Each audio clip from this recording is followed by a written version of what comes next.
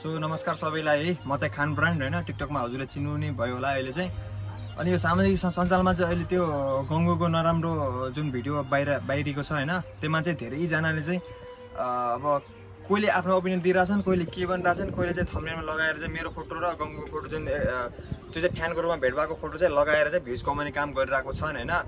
अब त्यसमा चाहिँ मैले चाहिँ हैन, अब जस्तै अब हजुरलाई यो बारेमा आपत पर्छ भने हजुरले पनि आफ्नो सबै दिन मतलब परिहाल्छ क्या।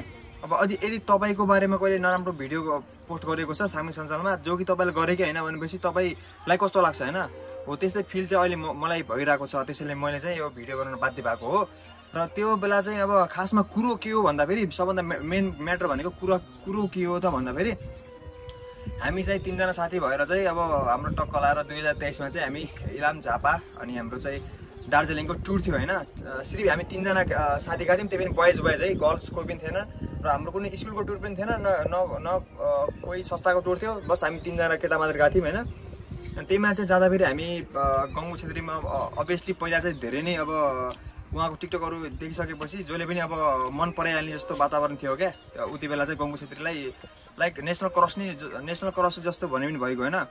अनि त्यसपछि म पनि फ्यानै थिएँ त्यति बेला होइन।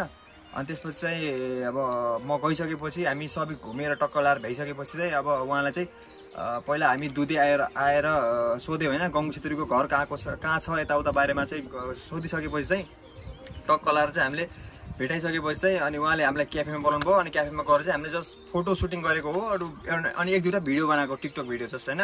अनि फोटो खिच्नुमा चाहिँ हल्का मेरो गल्ती नै भएको हो। अब त्यस्तो फोटो चाहिँ सामाजिक सञ्जालमा नखिच्नु पर्ने हो र लिक पनि नगर्नु पर्ने हो। त्यति बेला चाहिँ अब मैले चाहिँ लिक गरिदिएँ होइन।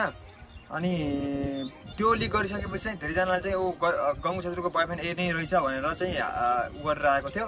अनि अरू फेक अकाउन्टलाई पनि हालिरहेको थियो होइन। अनि त्यो भिडियो चाहिँ अब त्यति बेला जति अब माथि पुग्यो, अब जति टिकटकले बुस्ट गर्यो त्यतिमा चाहिँ सीमित भएको थियो होइन। अनि त्यसपछि अहिले आएर 2 वर्षपछि, अब लगभग 2.5 वर्ष 2 वर्षपछि चाहिँ अब यो फोटो टिकटक भिडियो चाहिँ अब सर्ट लिस्टमा आयो क्या। अटोमेटिक टिकटकले चाहिँ बुस्ट गरिरहेको छ। त्यसमा चाहिँ त्यो भिडियो जुन कमर छोपेको फोटो छ त्यो चाहिँ अझै माथि बुस्ट गरेको छ। अनि त्यो कोही नबुझ्नेवाला हुन्छ नि, कोही नबुझ्ने अलि लापरवाही जे पाए त्यही पोस्ट गर्नेवाला लाइक र भिजको लागि तिनीहरूले चाहिँ यही केटाले हो भनेरसम्म लेखेको छ क्या। अब यही केटाले हो भनेर लेखिसकेपछि यो बारेमा चाहिँ मलाई लास्टै रिस उठेर चाहिँ बोलेको हो। र मलाई कुनै त्यो सामाजिक सञ्जालमा आएर आफ्नो यो मतलब बिल्ला गर्न यताउता आफ्नै बेइज्जत हुने काम म भइरहेको देख्न सक्दैन र चाहन्न पनि होइन। अब त्यो त अब कोहीले पनि चाहन्न। यदि तपाईँहरूमा यो हुन्छ भने पनि तपाईँहरू पनि अब यो बारेमा बोल्नुहुन्छ, त्यही नै हो। हाम्रो बिच चाहिँ केही त्यस्तो नराम्रो सम्बन्ध छैन होइन। जस्ट साथीको रूपमा खिचेको फोटो हो, त्यो पनि 2023 मा त्यो सकिसक्यो। र अहिले चाहिँ अब यदि कोही अकाउन्टले चाहिँ त्यो पोस्ट गरिरहेको छ भने चाहिँ त्यो तपाईँले बुझ्नु होला कि अब कुन अकाउन्टले, अब यदि रियल अकाउन्टले पोस्ट गरेको छ भने चाहिँ अब त्यो हेर्नु होला कि अकाउन्ट पनि त्यो फेक अकाउन्टबाट पोस्ट गरिरहेको छ, त्यो पनि बुझ्नु होला। त्यही नै हो। अब गङ्गु छेत्रीले यो बारेमा बोल्नै पर्ने हुन्छ एकपल्टि।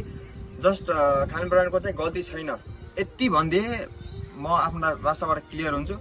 तबसम्म यो के अरे नेपाली जनताहरूमा अब कोहीले अब 50%ले हो भन्छ, 50%ले होइन भन्छ, त यो कुरा चाहिँ हुँदै होइन। त्यही हो, अब त्यही हो।